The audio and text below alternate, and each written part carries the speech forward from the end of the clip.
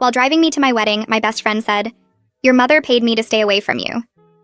I turned to look at Oliver, who was gripping the steering wheel so tight his knuckles were white, while my wedding dress took up most of the car, and we were 20 minutes from the church where 200 guests were waiting. "She paid you?" He kept his eyes on the road, but I could see his jaw clenching. $5,000 when we were 18, another $10,000 when we graduated from college, $20,000 when you got engaged to Richard. My hands started shaking, and I grabbed the door handle like I might jump out. "You took money to reject me?" Oliver finally looked at me, and his eyes were red. "She said if I didn't take it and stay away, she'd destroy my father's business. He had just started his plumbing company, and your mother held the commercial lease. She could have ruined us with one phone call." I thought about all the times I'd cried to him about feeling unlovable when he rejected me after prom. All the nights I'd wondered what was wrong with me that my best friend since kindergarten couldn't see me as more. "You loved me back?" My voice cracked, and Oliver pulled into a gas station parking lot. "I've loved you since we were 7. And you shared your lunch with me because my family couldn't afford to pay for school meals. But your mother came to me the day before I was going to ask you to the prom. She said you deserved better than a plumber's son." I felt sick thinking about my mother helping me pick out my prom dress while knowing she'd already paid Oliver to reject me. She said if I ever told you, she'd sue my family for extortion and we couldn't afford lawyers. My phone started buzzing with texts from my mother asking where I was. She picked Richard for me. Said he was from a good family with the right connections. Oliver nodded.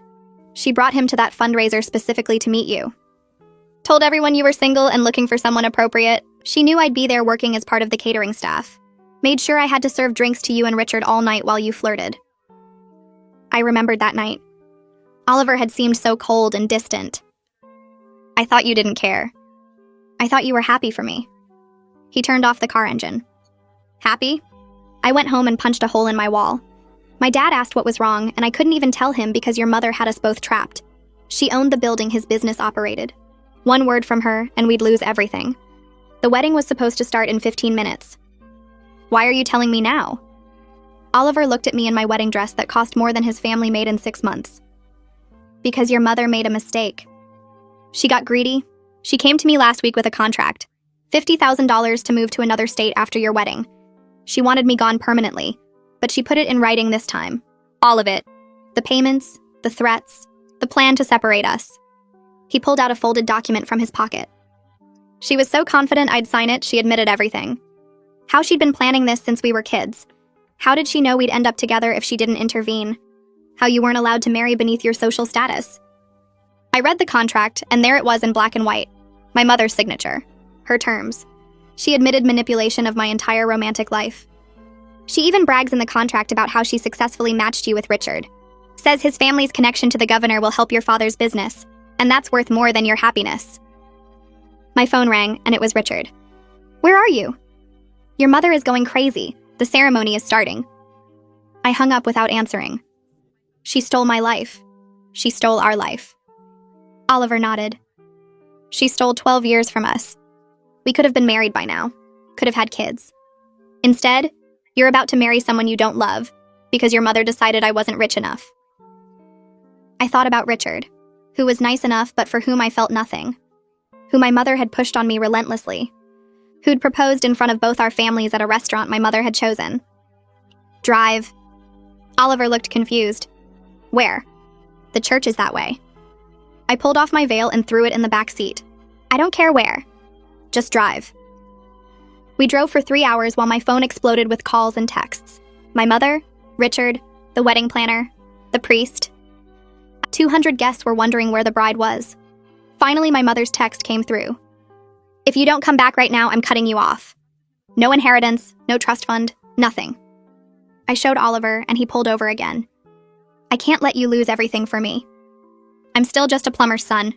I can't give you the life you're used to." I looked at him and realized my mother had won, even if I knew the truth. She'd made him believe he was worthless. What life? The life where my mother controls everything? Where does she pick my husband, like she's breeding horses? Where does she pay people to reject me? He was quiet for a long time. "I make $40,000 a year. Your wedding dress costs more than that." I started laughing and couldn't stop. This dress that I didn't even pick? That my mother chose because Richard's mother would approve? You think I care about this dress? I grabbed the zipper and pulled it down, stepping out of the dress right there on the side of the highway in my slip. There. Now it's not worth more than your salary. Oliver pulled the car back onto the highway, and I sat there in my slip with that expensive wedding dress crumpled in the back seat like something I'd thrown away after a bad party. My phone kept buzzing in my purse, and I could feel each vibration like a small electric shock. But I couldn't make myself look because my hands were shaking too hard, and I kept thinking about 12 years of payments and threats and lies. The highway stretched out in front of us, and Oliver drove with both hands gripped on the wheel, and neither of us said anything because what was there to say after finding out your whole life was a setup? We passed exit signs and rest stops and other cars full of people having normal Saturday afternoons while I sat there in my underwear running away from my own wedding. My phone buzzed again, and I finally pulled it out to turn it off, but the screen lit up with notifications and I couldn't stop myself from looking. 73 missed calls, 46 text messages, 3 voicemails. My mother's name showed up over and over between Richard's texts and the wedding planner's messages, and even the priest had called twice. Oliver pulled into a rest stop without asking, and parked in a spot far away from the other cars. He got out and walked over to a bench near some trees, and I followed him because I didn't know what else to do. I sat down next to him and started reading through the messages. My mother's texts went from concerned to angry to threatening in the span of 20 minutes. Richard's messages were confused and hurt, asking where I was and if I was okay. The wedding planner was having a breakdown about 200 guests sitting in a church waiting for a bride who wasn't coming. I scrolled through them all and felt sick reading about the chaos I'd caused by just driving away. Oliver sat close enough that our arms almost touched, but he didn't try to hug me or tell me it would be okay, and somehow that made me feel less alone than any comfort would have. I needed to call Richard, because whatever else was true, he didn't deserve to be left waiting at a church without knowing why. I dialed his number and he answered on the first ring. I told him I couldn't marry him, and the words came out shaky but clear. He asked why, and I said I just found out my mother paid my best friend to stay away from me for 12 years, and I never loved Richard the way I should love someone I was marrying. The line went quiet for so long I thought he'd hung up. Then Richard said he'd suspected I didn't love him, but his parents had pushed so hard for the marriage because of the business connections between our families. He said he'd been going along with it because that's what everyone expected, and now we were both realizing we'd been pieces in a game our parents were playing. I told him I was sorry for doing it this way, and he said he understood, and that maybe we were both better off. We hung up, and I sat there holding my phone thinking about how Richard had known, and I'd known, but we'd both been walking toward that altar anyway. Oliver pulled out the contract from his jacket pocket and handed it to me. I read through every word of my mother's admissions about manipulating my romantic life since we were teenagers. She'd written that she successfully matched me with Richard for his family's political connections.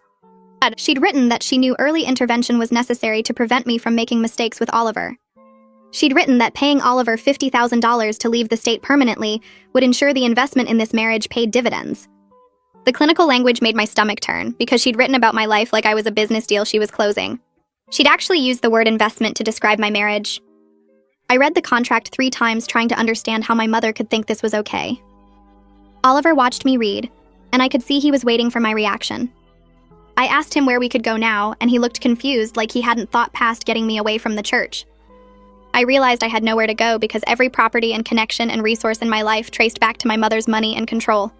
My apartment was in a building my parents owned. My car was registered in my mother's name. My credit cards were connected to accounts she monitored. Even my gym membership and country club access came through family connections. Oliver said I could stay at his apartment, and I almost laughed because he was literally the only person in my life my mother didn't own.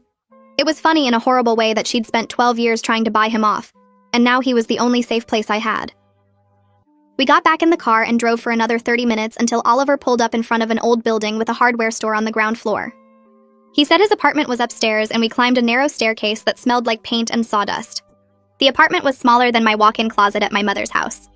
One main room with a kitchen area in the corner and a bathroom I could see through an open door, and a bedroom that was barely big enough for a bed. But it felt safe in a way nowhere else had felt in hours.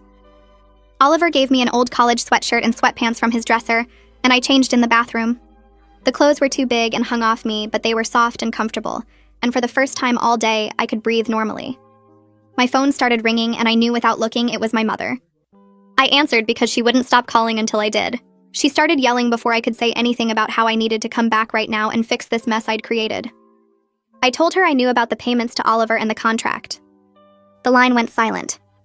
Then she said everything she'd done was to protect me from making a mistake that would ruin my life. She said Oliver was never good enough for our family, and I deserved better than a plumber's son. I felt something break inside me hearing her say that. I told her she didn't protect me, she controlled me. I told her I'd rather have nothing than live one more day under her control. She laughed and said I had no idea what nothing actually meant. She said I'd never worked a real day in my life, and I'd come crawling back within a week when I realized what I'd given up. She was yelling loud enough that Oliver could hear her from across the room. I hung up on her and sat down on Oliver's couch. The reality of what I'd done started hitting me in waves. I had $200 in my purse. No car because I'd left it at the church. No clothes except what I was wearing. No job that wasn't connected to my father's company where my mother had influence. I'd just walked away from everything. Oliver sat down next to me and said I could stay as long as I needed. But I could see the worry in his eyes because his apartment was barely big enough for one person, and he made $40,000 a year. We ordered pizza because neither of us had eaten since breakfast. We sat on his couch eating straight from the box, and the reality of what we'd done settled over us like dust. Oliver said he was scared my mother would follow through on her old threats about his father's business. I realized that even in choosing freedom, we were both still afraid of her power. I woke up on Oliver's couch the next morning with my neck stiff and my phone screen showing 17 new messages. The legal notice from my mother's lawyer sat at the top of the list with a subject line that made my stomach drop. I opened it and read the formal language stating I was officially cut off from all family money, my trust fund access was revoked, and I had 30 days to remove my belongings from the family home. Oliver came out of his bedroom in work clothes and started making coffee without saying anything. I showed him the email, and we sat at his tiny kitchen table reading through every line of the legal notice. The finality of it made my chest tight with panic and relief mixing together in a way that felt confusing and overwhelming. Oliver poured coffee into 2 mismatched mugs and said we'd figure it out. I stared at the words on my phone screen and realized my mother had actually done it. She'd cut me off completely. I thought about calling someone, but everyone I knew was connected to my mother somehow. Then I remembered Ryan from college. My mother had pushed me away from her after graduation, always suggesting other friends who came from better families. I found Ryan's number in my old contacts and called before I could change my mind. She answered on the 3rd ring and I started explaining what happened, but she interrupted me. She said she'd been wondering when I'd finally figure out what my mother was doing. I asked what she meant, and Ryan told me my mother had called her parents during our junior year. My mother had suggested Ryan was a bad influence who would hold me back from my potential. Ryan's parents had told her about the call, and Ryan had tried to talk to me about it, but I'd been defensive. I remembered that conversation now. I'd told Ryan my mother was just protective. Ryan had backed off and we'd drifted apart after that. I apologized for not listening, and Ryan said she understood how hard it was to see manipulation when you're in the middle of it. Ryan said she could drive up that afternoon, and I felt tears starting but held them back. Oliver left for work, and I sat alone in his apartment looking at job listings on my phone. Ryan showed up 3 hours later with 2 bags full of clothes and toiletries, and a fierce hug that made me start crying for the first time since leaving the church. She held me while I sobbed and didn't try to make me stop or tell me it would be okay. When I finally calmed down, Ryan made tea and told me about 2 other friends from college. Sarah had transferred schools junior year, and I'd always thought it was for academic reasons. Ryan said my mother had called Sarah's parents too with concerns about Sarah's influence on me. Jessica had stopped returning my calls senior year, and I'd assumed she was busy. Ryan said my mother had spread rumors about Jessica to other parents in our social circle. I was starting to see the full scope of how my mother had isolated me from anyone she couldn't control. Ryan helped me make a list of everything I needed to do. First was opening a new bank account my mother couldn't access. Then we needed to update all my passwords and security settings. Ryan worked in tech and knew exactly what to look for. She pulled up my email settings on her laptop and found evidence that my mother had been monitoring everything for years. There were family sharing settings I didn't even know were active. My mother could see every email I sent and received. Ryan showed me the access logs, and I felt sick seeing how many times my mother had logged into my accounts. She'd been reading my private messages with friends. She'd seen every email I sent to Oliver over the years.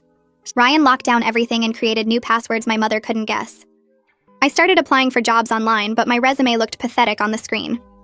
I'd only worked at my father's company doing vague consulting work that was really just a salary to keep me dependent. Ryan sat next to me and helped me reframe my experience into actual skills. She turned my attendance at fundraisers into event planning experience. She made my work with charity boards sound like project management. But we both knew it was going to be hard to find something that paid enough to live on without my family connections opening doors. I sent out applications anyway because I needed to feel like I was doing something. My phone rang with a number I didn't recognize, and I almost didn't answer.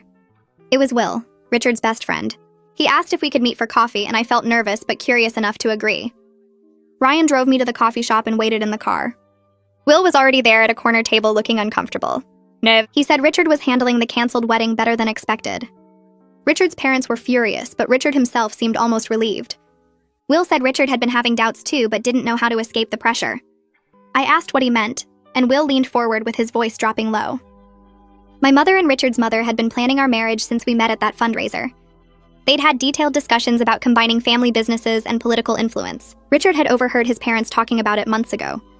He'd realized he was as trapped as I was, but didn't know how to escape without destroying his family relationships. Will said Richard wanted me to know he understood why I left, and he didn't blame me. I thanked Will for telling me and drove back to Oliver's apartment feeling like the world was even more manipulated than I'd thought. Ryan had found a family lawyer named Bethany who specialized in cases like mine. We met with Bethany that afternoon in her small office downtown. Bethany reviewed the contract Oliver had received plus all the documentation of my mother's threats and manipulation. She spread the papers across her desk and read through everything carefully. Bethany said the contract was potentially evidence of extortion and intentional interference with relationships. It was complicated because Oliver did accept the money, but the pattern of threats against his father's business strengthened a case for coercion. Bethany asked detailed questions about my mother's control over the years. She took notes about every instance I could remember of my mother pushing people away or manipulating situations. Then Bethany asked about my trust fund.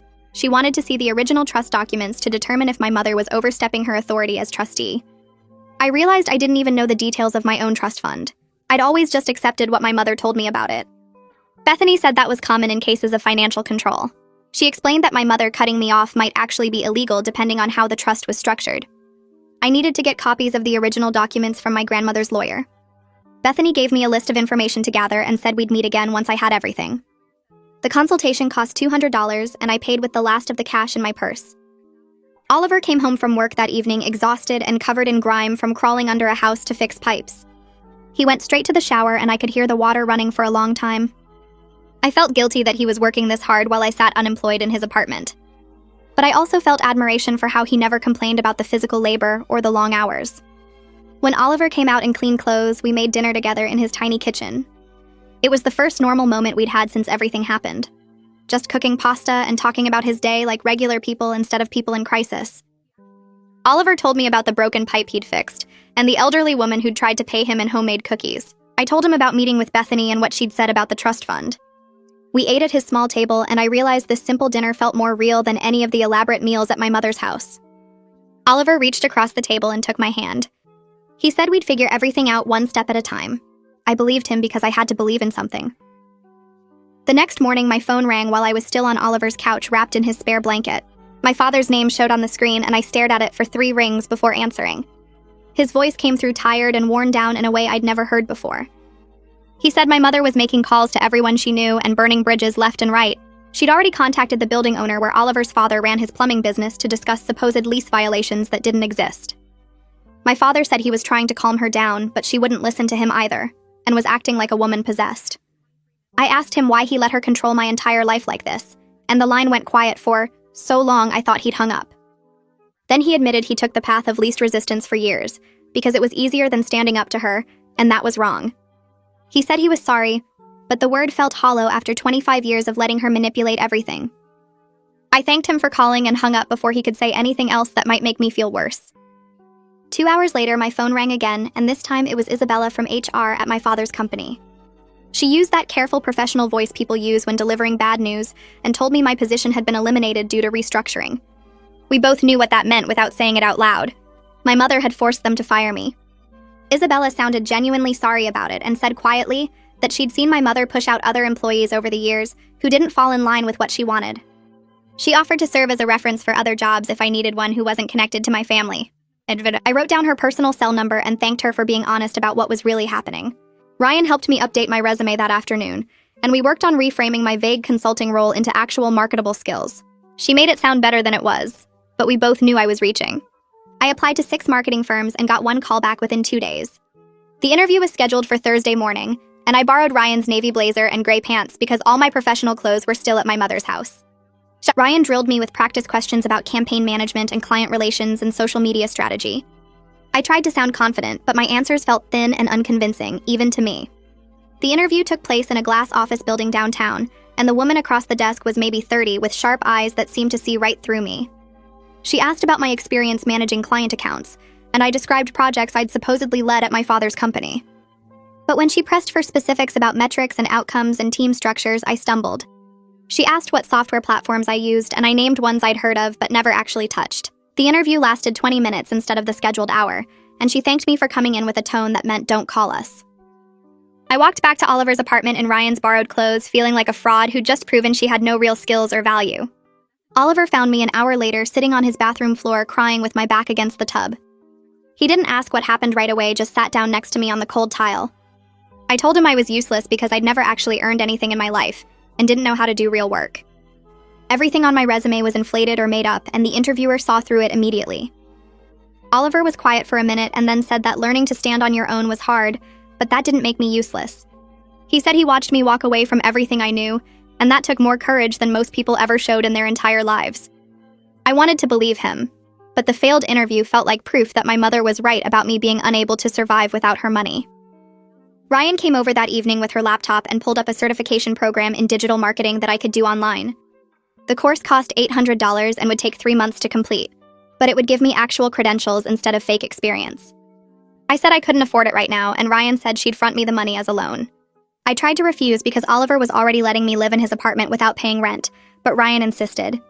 She transferred the money right there and enrolled me in the course that started immediately. Having something productive to focus on made me feel slightly less worthless. And 3 days later, I was working through the first module of the marketing course when I heard a car door slam outside.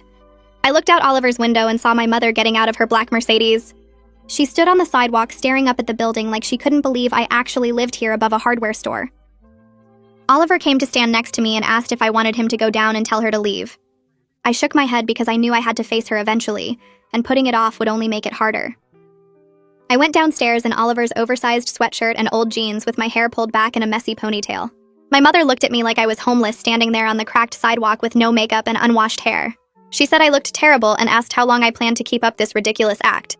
I told her I was exactly where I chose to be and this wasn't an act.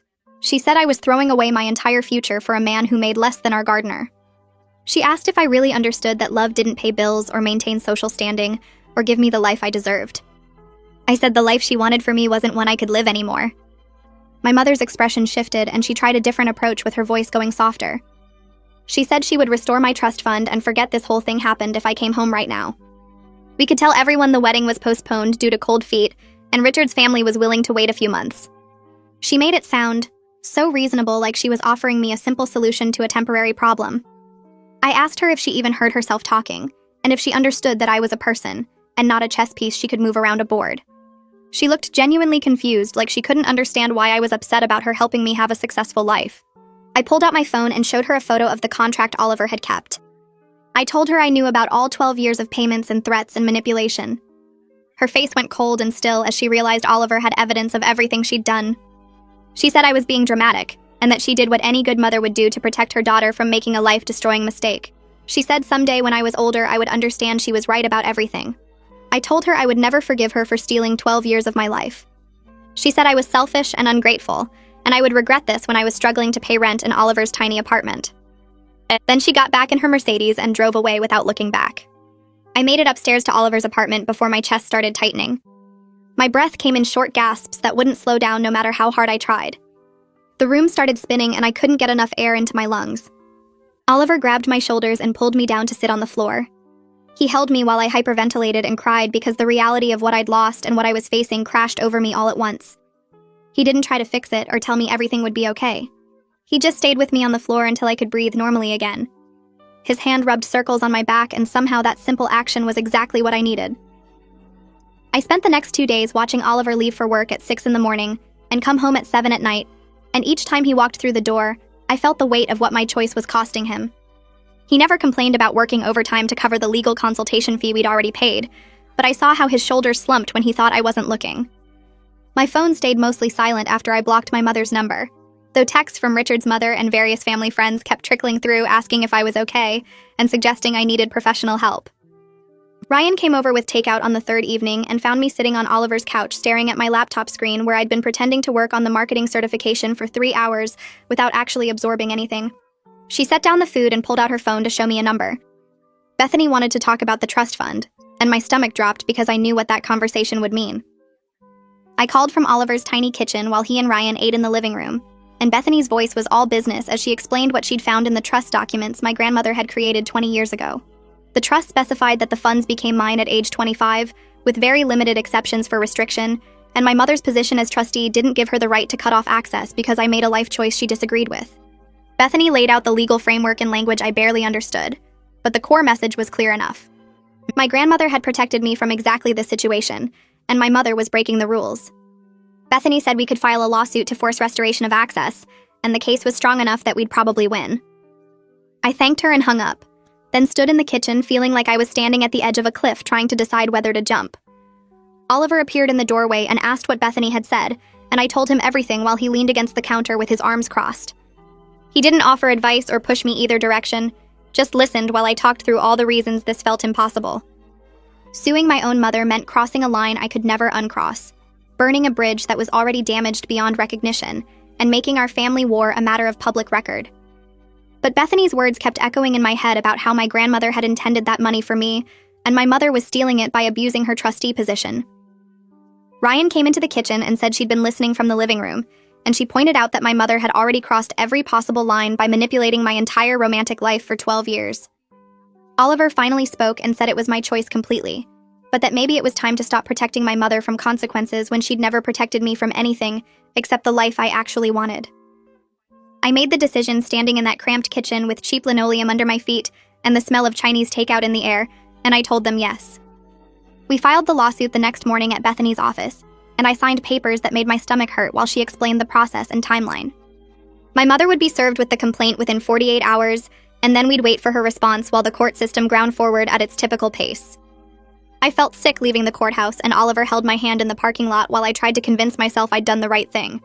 We got home that evening to find an email from my mother's lawyer already waiting, which seemed impossible given that she shouldn't have been served yet, but apparently my mother had anticipated this move and prepared her response in advance. The email contained a countersuit against Oliver for extortion, claiming he had manipulated me into leaving Richard specifically to gain access to my trust fund money. Bethany called within an hour of me forwarding her the documents, and her voice was tight with anger as she explained that the claim was completely baseless and clearly meant to intimidate us. But it worked because Oliver went pale reading through the allegations that painted him as a gold digger who'd spent 12 years planning to steal my inheritance. He paced the apartment for an hour talking about how he couldn't afford a lawyer to defend himself, and how this kind of accusation could destroy his reputation in the community, where his father's business operated. I tried to calm him down by pointing out that Bethany said the case had no merit, but Oliver kept circling back to the legal fees and the potential damage even if we won. His father called the next morning while Oliver was at a job site, and I answered his phone without thinking because I saw the name on the screen.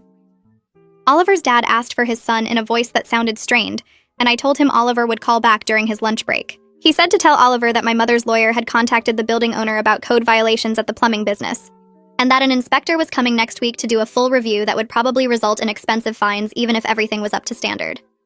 I felt my chest tighten as he explained that inspections like this could cost thousands in fixes and fees, and that he'd operated for 12 years without problems until now.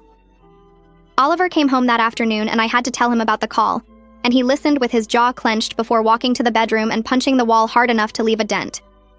I followed him and found him sitting on the edge of the bed with his hand bleeding slightly from split knuckles, and the look on his face made me want to take back every choice I'd made since stepping out of that wedding dress. My decision to be with him was costing his family everything exactly like my mother had threatened all those years ago, and I was watching it happen in real time. I grabbed his hand to look at the damage and told him maybe we should stop this whole thing, that I couldn't watch my mother destroy his family just to punish me for choosing him. Oliver pulled his hand back and said no with a force that surprised me, and he stood up to face me directly. He said if we backed down now, my mother won, and she'd control both of us forever, that we'd spend the rest of our lives wondering what if and living under her threats.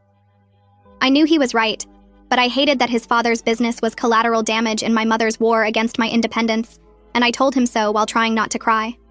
We sat on the bed together, not talking for a long time, and eventually Oliver said we needed to keep going because the alternative was worse than whatever my mother could do to us. Ryan called that evening and said she'd been thinking about our situation, and she knew a journalist who covered stories about family coercion and financial abuse for a major publication. The journalist's name was something I didn't catch because I was too busy feeling my stomach drop at the suggestion of going public with my mother's manipulation. Ryan explained that this journalist had helped other people expose similar patterns of control, and that my story with the documented contract could help people recognize when they were being manipulated by family members. I thought about my mother's signature on that contract, admitting to 12 years of payments and threats, and I imagined it printed in an article that thousands of people would read. The idea made me feel exposed and vulnerable, but Ryan pointed out that my mother's power came from operating in private, where no one could see what she was doing. Going public would strip away that privacy and potentially stop her from doing this to anyone else, but it would also mean burning bridges permanently and exposing family business that some people would say should stay private. I told Ryan I needed to think about it, and she said the journalist was willing to meet with me whenever I was ready to talk. I spent the next day considering whether I wanted to take that step, looking at the contract Oliver had kept, and imagining it reproduced in print. Bethany called that afternoon, and I told her about the journalist offer, and she was quiet for a moment before saying that sometimes the threat of publicity was more powerful than actually going public. She explained that we had enough evidence for the trust fund case without media involvement, and that my mother might back down if she knew we were considering exposing her. I decided against the journalist for now because I wasn't ready for that level of public exposure, but I kept the option available if my mother escalated further. Oliver came home exhausted that night and found me looking at retail job postings online, and he asked what I was doing with an edge in his voice. I told him I needed to get any job immediately, instead of waiting to finish the marketing certification, and he said I was panicking and making short-term decisions that would hurt my long-term prospects. I snapped that he didn't understand what it felt like to be completely useless and dependent while watching his family suffer. Because of me, and Oliver's face went hard. He said he'd spent 12 years feeling worthless because my mother paid him to believe he wasn't good enough for me. So actually, he understood perfectly what it felt like to have someone make you feel less than human. We stared at each other across the small living room, and I realized this was our first real fight since everything had happened. I apologized first because he was right that I was panicking, and Oliver sat down next to me on the couch looking tired in a way that went deeper than physical exhaustion. He admitted he was scared that I would resent him when the reality of a modest life fully hit me, that I'd miss the country clubs and luxury and eventually blame him for everything I'd lost. I told him I was scared too. Scared I'd fail at building an independent life and prove my mother right about me being helpless without her money. But I said I'd rather fail trying to be authentic than succeed at being controlled, and Oliver pulled me close while we both sat with our fears. The marketing certification course kept me busy over the next week, and I actually started understanding the material now that I could focus without the constant panic. I applied to 3 entry-level marketing positions at small agencies, and one of them called me back for an interview that went better than the first disaster. The agency owner was a woman in her 40s who'd built her business from nothing, and she asked me direct questions about why my resume was so thin and why I was starting over at my age. I told her an edited version of the truth about leaving a family business to build something independent, and she seemed to respect the honesty. She called 2 days later with an offer for an entry-level position making $35,000 a year, which was less than I used to spend on clothes in a single year, but felt like winning the lottery. I accepted immediately and told her I could start in 2 weeks, which would give me time to finish the first module of my certification course. Oliver came home that night to find me actually smiling for the first time in weeks, and I told him about the job while he picked me up and spun me around in the tiny kitchen. We celebrated with cheap wine and pizza, and for one evening the weight of legal battles and family destruction lifted enough that we could just be happy about something good happening. My father called 3 days after I started my certification course and asked if we could meet for lunch without telling my mother. I agreed and picked a diner 40 minutes from both our houses, somewhere neutral where nobody would recognize us. He walked in looking smaller than I remembered. His shoulders hunched forward like he was carrying something heavy, and the lines around his eyes had deepened into permanent creases. We sat across from each other in a booth with cracked vinyl seats, and he ordered coffee he didn't drink while I watched him struggle to find words. He finally said my mother had become obsessed with fixing the situation and spent hours every day on the phone with her lawyer planning new strategies to force me back. She refused to accept that I wasn't coming home and kept telling everyone at the country club that I was going through a phase and would come to my senses soon. His voice cracked when he admitted their marriage was falling apart because he was tired of her controlling behavior, but didn't know how to stand up to her after 30 years of going along with everything she wanted. I asked him why he never stopped her from manipulating my life, and he stared at his untouched coffee for a long time before saying he took the easy path, and that was unforgivable. He looked at me with red eyes and said he was proud of me for being braver than he ever was, and I realized my father had been trapped too, just in a different cage than mine. He reached across the table and put his hand over mine, his palm rough and warm, and told me he was going to testify in the trust fund case if Bethany needed him. He said he knew my grandmother wanted me to have that money, and my mother was wrong to withhold it out of spite. His voice got stronger as he talked, and he explained that he couldn't openly defy my mother in most things, because he didn't have the strength for constant battles, but he could do this one thing to help me, even if it meant facing her anger. I squeezed his hand and thanked him, and we sat there for another hour talking about nothing important, just the weather and his garden and my certification course, like we were normal people having a normal lunch. When we left, he hugged me in the parking lot and whispered that he loved me and he was sorry, and I watched him drive away in the car my mother had picked out for him 5 years ago. The trust fund hearing happened 6 weeks later in a courtroom that smelled like old wood and floor polish. My grandmother's lawyer, who had set up the original trust 20 years ago, testified first, an older woman with sharp eyes who brought copies of every document. She explained that my grandmother had been very specific about the terms, and my mother was clearly violating them by cutting off my access for personal reasons rather than the legal causes listed in the trust agreement. She pointed out that the trust-specified funds could only be restricted for criminal activity, declared mental incompetence by a licensed psychiatrist, or substance abuse issues, and refusing to marry someone my mother approved of wasn't on that list. My mother's lawyer argued that I was mentally unstable and making poor decisions that proved I couldn't handle money responsibly, and he tried to paint me as someone having a breakdown who needed protection from myself. Bethany stood up with a folder full of evidence and presented documentation of my new job, my completed certification modules, my stable living situation with rent paid on time, and character references from my boss and Ryan. She systematically destroyed every claim of instability with facts and dates and proof that I was functioning perfectly well without my mother's control. My mother sat at her lawyer's table in a designer suit that cost more than Oliver made in a month, and stared straight ahead without looking at me once. The judge was a woman in her 60s who listened to everything with a neutral expression that gave nothing away. She asked my mother's lawyer specific questions about the evidence of my supposed instability, and he stumbled through answers that didn't hold up under scrutiny. She asked Bethany about my employment and living situation, and Bethany provided clear, detailed responses with supporting documentation. Then the judge turned to my mother and asked her directly why she believed withholding the trust fund was appropriate, and my mother said in a tight voice that she was protecting me from making mistakes I would regret. The judge asked what mistakes specifically, and my mother said choosing to live in poverty with someone unsuitable instead of accepting the life she had worked hard to provide. The judge's expression shifted slightly, and she asked if by unsuitable my mother meant someone from a lower economic class, and my mother's lawyer jumped in to say that wasn't what she meant, but the damage was done. The judge ruled in my favor and ordered my mother to restore my trust fund access within 30 days. She also criticized my mother's abuse of her trustee position and said she was seriously considering appointing an independent trustee to prevent future manipulation of the trust terms. My mother's face went white, and her lawyer started talking about appeals, but the judge cut him off and said the ruling was final, unless my mother wanted to face additional sanctions for contempt.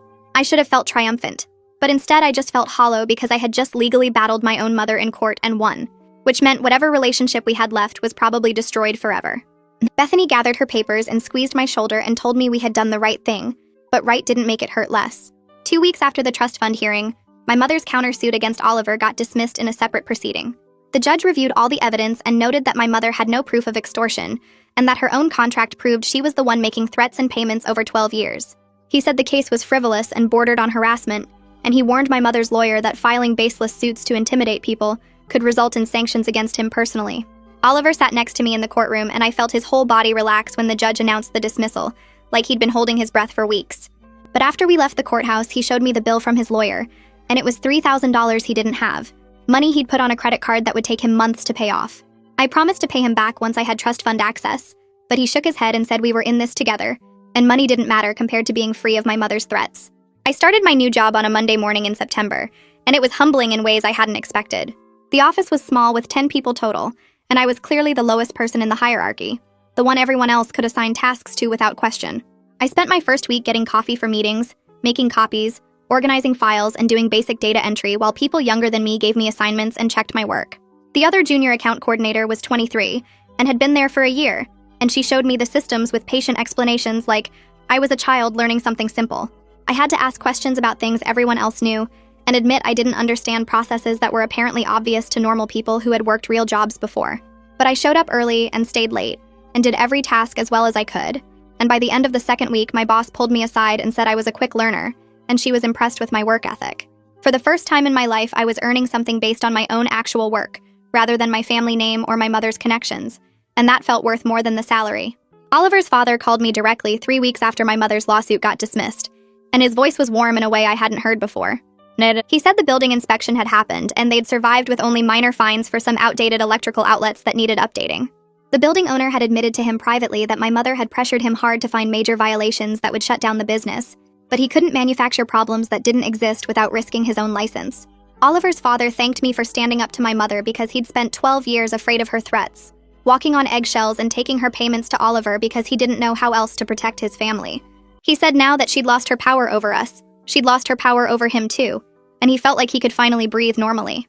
He invited Oliver and me to Sunday dinner at his house and said he wanted to get to know me properly, not as the rich girl his son loved from a distance, but as the woman who chose his son over everything else. My mother made one final attempt at contact through an email that arrived late on a Thursday night. The subject line said, "From your mother," like I might have forgotten who she was, and the message was 3 pages long. It started with accusations about how I'd betrayed the family and destroyed her reputation at the club, and made her the subject of gossip among everyone she knew. It went through a list of everything she'd done for me over the years, every opportunity she'd provided and every door she'd opened, like I owed her my entire life in exchange for basic parenting. But toward the end, the tone shifted, and she wrote that she only wanted what was best for me, and couldn't I see that everything she did was to protect me from hardship and struggle. She said she was sorry I couldn't understand that yet, but maybe someday when I was older and wiser I would realize she had been right all along. The last line said she hoped I was happy and that she loved me even though I had hurt her deeply. I read it 3 times and felt nothing but a tired kind of sadness, because she still didn't understand what she'd done wrong and probably never would. I didn't respond because there was nothing to say that would reach her through the wall of her own certainty, and Bethany advised me to save the email in case we needed evidence of her continued attempts at manipulation. Will called me a month later with news that surprised me more than it should have. He said Richard had gotten engaged to someone he actually loved, a woman named Sarah he'd met through work rather than through family matchmaking. She was a policy analyst with no political connections or family money, just someone Richard had fallen for naturally without pressure or planning. Will said Richard seemed genuinely happy for the first time since Will had known him. Lighter somehow, like he'd been released from something heavy. I felt glad that Richard had found his own path out of the control our families had tried to impose, that he'd managed to escape his cage the same way I'd escaped mine. I sent him a brief message congratulating him and wishing him happiness, and he responded warmly, saying he hoped Oliver and I were doing well, and that he understood now why I'd run. He wrote that he'd been relieved when I didn't show up to the wedding because he'd been planning to back out himself, but didn't have the courage, so in a way, I'd saved them both from a terrible mistake. My trust fund access got restored exactly 30 days after the judge's ruling, and I logged into the account to see a balance that made my hands shake. It was enough money to be financially stable while building my career, enough to stop worrying about every dollar and whether I could afford groceries.